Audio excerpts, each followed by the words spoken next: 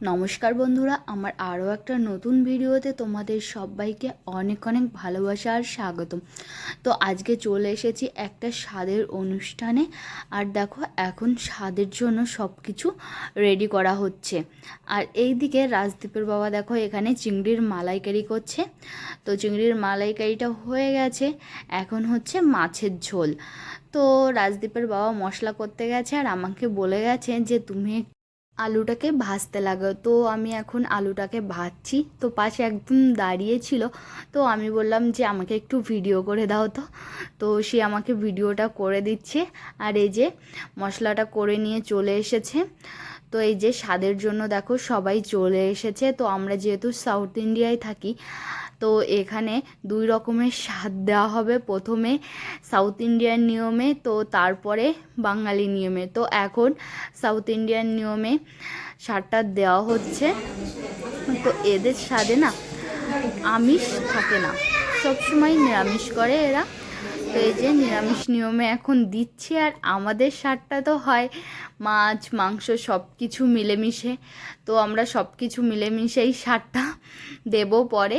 তো আগে এই নিয়মটা হোক। তো দেখো,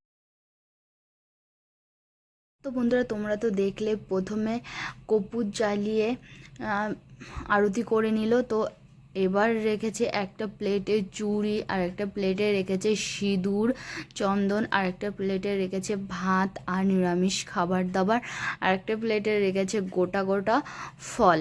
তো এখন দেখো ফুল দিয়ে, তারপর চন্দন কুমকুম গালে হাতে পায়ে সব জায়গায় দিল। তারপর দেওয়ার পরে মাথায় আতপ চালের ভিতর হলুদ দিয়ে সেটা মাথার উপরে দিল। তো তারপর একে একে সবাই চুড়িগুলো পরিয়ে দিচ্ছে। আর এখানে এই চুড়িগুলো না যত দিন পর্যন্ত ডেলিভারি না হয় তত দিন পর্যন্ত চুড়িগুলোকে পরে থাকতে হয়। আর একটা পান পাতার ভিতর যেটুকু পারে সেইটুকু টাকা দিয়ে যে প্রেগনেন্ট, তো তার হাতে দিতে হয়। তো এভাবেই এদের নিয়মটা হয়। এই যে করছে দেখো। তো বন্ধুরা, মামিকে সাথ দেওয়া হচ্ছে, সঙ্গে কিন্তু মামাকেও সিঁদুর চন্দন সব কিছুই পরানো হচ্ছে। তো মামিকে কেমন লাগছে তা অবশ্যই কমেন্টের মাধ্যমে জানিও।